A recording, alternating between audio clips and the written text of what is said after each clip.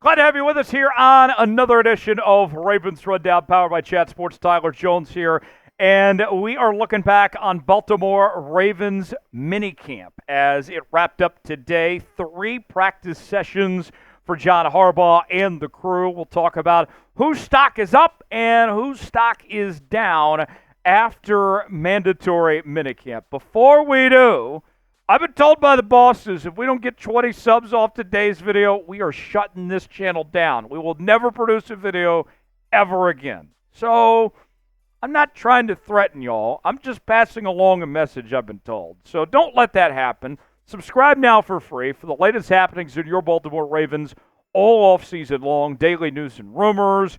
We're bringing you breaking news, interactive mailbags, and more. This is the place to be. Subscribe now for free. Let's get 20 subs. Prove the boss is wrong. Get started with today's show. We begin on the winners list with quarterback Lamar Jackson. Lamar, I got to tell you, it's been an interesting couple weeks, right? When we heard Lamar miss part of OTAs and the whole controversy about him missing out on $750,000, and he was asked about it this week, and he said, look, I never talk about my contract situation publicly. I'm not going to do so now. And he's got a little more shape, right? Lost some weight, says he wants to get more agile. And in minicamp this week, he impressed. He looked the part. And I got to tell you, it's really clear. Lamar is locked in, and he's in great shape to have another big year in 2024.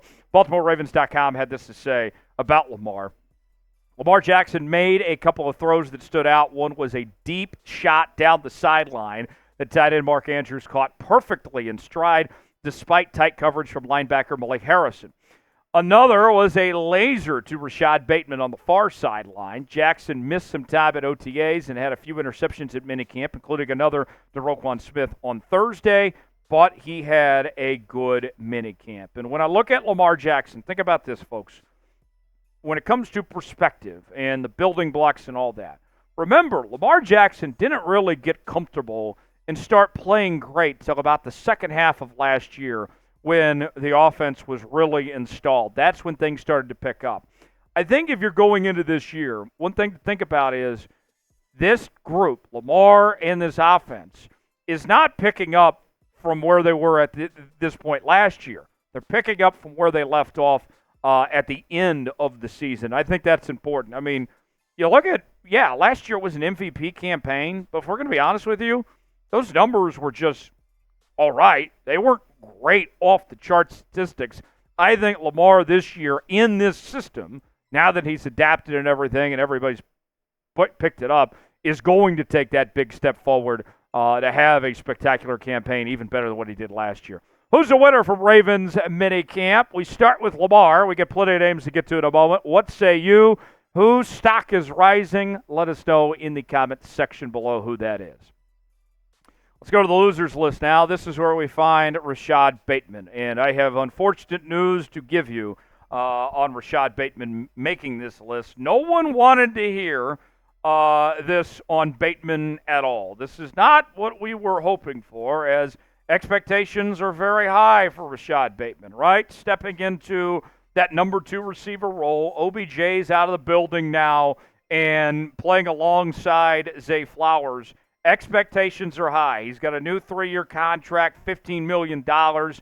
He's supposed to take a big step. They need a lot from Rashad Bateman, and the last couple days were not great. Listen to this from Sporting News to Scott Davis. According to Mike Preston of the Baltimore Sun, it didn't look good on day 2 of Ravens minicamp on Wednesday. According to Preston, Jackson and Bateman lacked timing on several passes on Wednesday. Preston reported that Bateman looked frustrated when Jackson missed him while he was open, and again later on when he was part of a clearing route for another receiver. Bateman later stood alone on the sidelines with a towel over his head for a period, according to Preston. Now, that's one bad practice.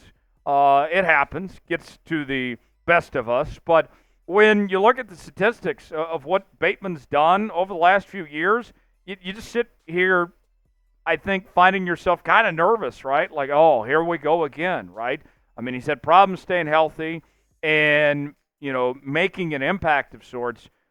you're going to have a bad day. I get that, but that was kind of alarming. Hopefully it's not a sign of things to come and Rashad Bateman can get back on track, because up until that practice, it was all positive for Rashad Bateman. To the winners list we go. We'll talk defense now. Real quick on Marlon Humphrey. Marlon Humphrey has been out for most of the offseason. And although he was limited, it was good to see Marlon Humphrey back out there, taking the right steps to get back on the football field. And he should be ready to go full strength when it counts, when it matters. John Harbaugh providing a quick update on the injuries with Humphrey, saying just nagging things. He should be ready for training camp. Shouldn't be a problem. And for Marlon Humphrey, he comes into 2024 with a very competitive corner room, right? When you bring in Nate Wiggins, Brandon Stevens coming off a very good season in 2023. The Ravens are hoping that they get the most out of all these guys and that we see the version of Marlon Humphrey that we saw in 2022 when he played at a Pro Bowl level, played in all 17 games with 3 interceptions. So Marlon Humphrey getting healthy again, getting back on track. Good things to come from Marlon Humphrey. Let's go to the losers list, and that's where we find Kyle Hamilton. As we received some unfortunate news this week, Kyle Hamilton had surgery, and he's going to be out for a little bit. Not expected to be a long time, about 2 to 3 weeks.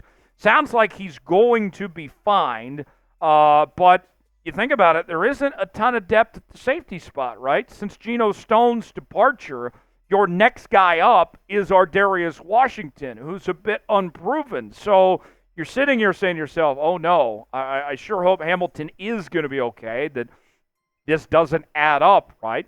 Harbaugh saying this on Kyle Hamilton. Kyle had some loose bodies in his elbow that they went ahead and just plucked out. So it's a 2 to 3 week deal. Well, Hamilton won't suit up in minicamp. That doesn't sound like anything that will keep him down for too long. So good stuff there. Kyle Hamilton coming off a fantastic season in 2023 with 4 interceptions, a forced fumble, 81 tackles, 10 tackles for loss, and was also a Pro Bowler this past year as well. So hopefully Kyle Hamilton recovers nicely and gets back to full strength and has a big year ahead. Who's a loser from Ravens minicamp? We've given you a couple names already. Who else comes to mind? Let us know in that comment section below who that is. Father's Day just around the corner. Looking for a last-minute gift for Dad? I got it for you, folks. Go to chatsports.com/RavensDad and get these Ravens #1 Dad t-shirts. Support the #1 dad in your life. I know he's a Ravens fan. He's got to be wearing this shirt that represents the Ravens and shows off that he's a proud father as well. Although this is a Father's Day gift, Dad can wear this all year round. Might stumble upon some free shipping. Go see for yourself. Chatsports.com/RavensDad. The link is in the comments and description of today's video. Back to the winners list, and this is where we find Arthur Maulet. We've talked a lot about these corners in Baltimore over the last few weeks, and Arthur Maulet hasn't been a name that we've spent a ton of time on, but boy, did he make the most of his opportunity this past week at minicamp. A lot of competition, and Arthur Maulet is not backing down, not shying away from how competitive this corner room is. Listen to this from Kyle Phoenix, a Baltimore beatdown. Arthur Maulet was on fire in practice. Few balls in his vicinity ended in receptions, and early in practice, he punched the ball loose from wide receiver Zay Flowers, forcing a fumble.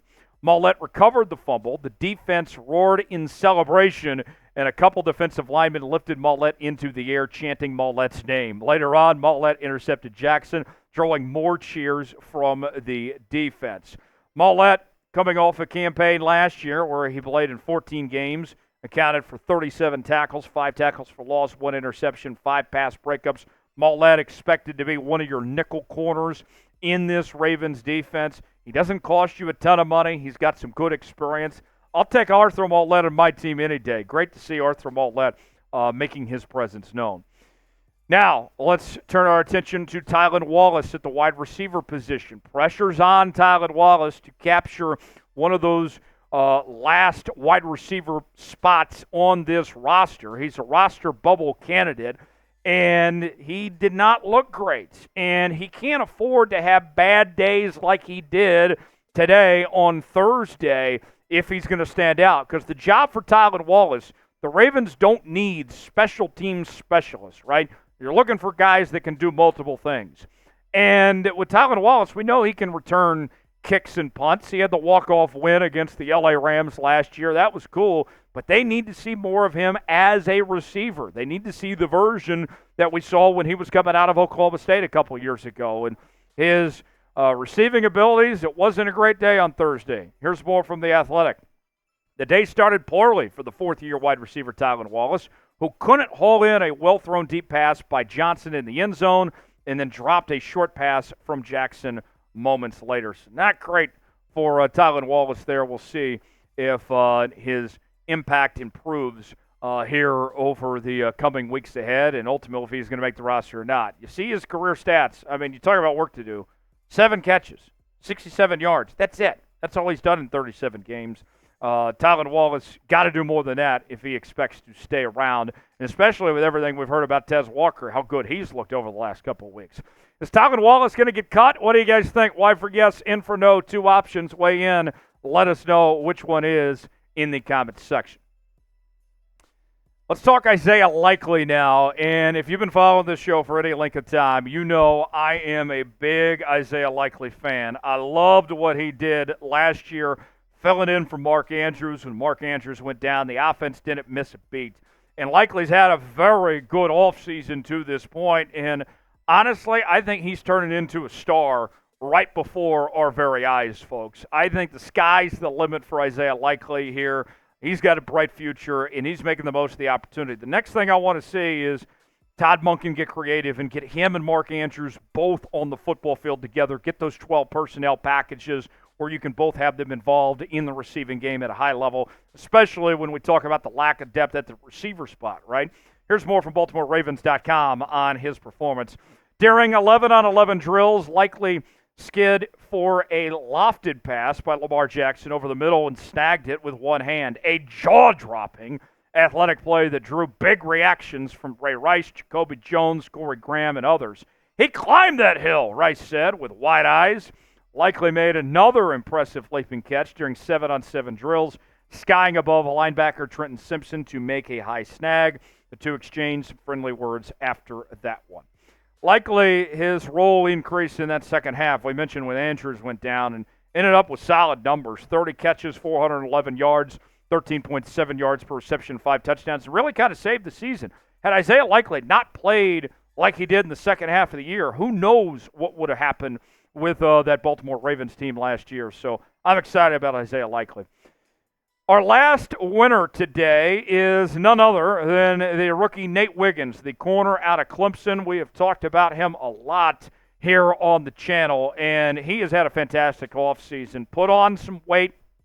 You remember his playing weight at Clemson was 183. He's bulked up a bit, and he looks more than ready to go to be a starting outside corner for this Ravens team. And the way that he's carried himself, the way he's played, he looks older than a rookie. He's wise, mature beyond his years at this point. And BaltimoreRavens.com had this to say. First-round rookie cornerback Nate Wiggins has a good feel for route concepts. He made a nice play early in practice, dropping off his man to come underneath on a throw to Malik Cunningham. Wiggins would have had a monster hit on him in a game. So how about that from Nate Wiggins, the rookie there out of Clemson, who I'm excited about. This is a guy that we heard Eric DeCosta say they did not expect him to be available when the Ravens picked at 30. And I think that, for this Ravens defense, when we wonder about, okay, how much longer is Marlon Humphrey going to be here and some of these other pieces, Nate Wiggins, with him being ready to go right away, you're going to maximize these next few years of what he's capable of, and an important piece, I think, for this defense. The Ravens have done a terrific job when it comes to developing secondary players. I think Nate Wiggins is going to have an awesome campaign in 2024. Thanks for joining us here on Ravens Rundown for continuing Baltimore Ravens coverage. Subscribe to the channel now. Lock us in for daily news and rumors, mailbags, and more. Subscribe now for free, youtube.com/RavensTV. I'm Tyler Jones. We'll see you next time.